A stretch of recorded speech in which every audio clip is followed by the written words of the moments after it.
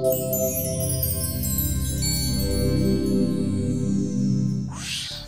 flour milling process starts with careful selection and segregation of wheat and continues with proper long-term storage at the mill.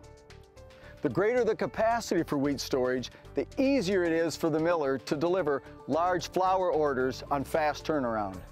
Mennel Milling has recently significantly increased grain capacity at our Roanoke mill. 2 new high-volume grain storage bins are now complete and operational.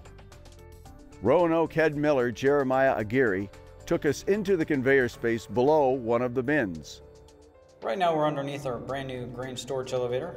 Not many people get to come down here. The new bins were built to increase soft wheat grain storage and to improve wheat segregation.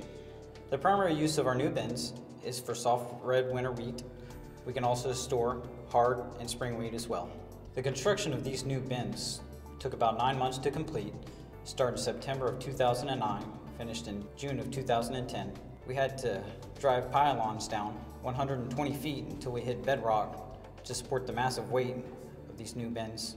Each steel bin is 54 feet in diameter and over 100 feet tall. The new bins can be loaded and unloaded at a rate of 15,000 bushels per hour, thanks to drag conveyors.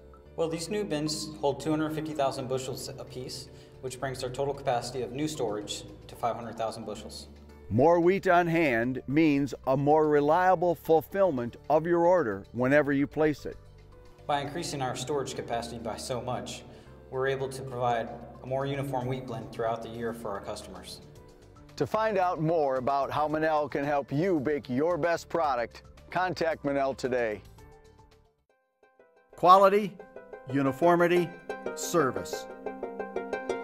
The Mennel Milling Company.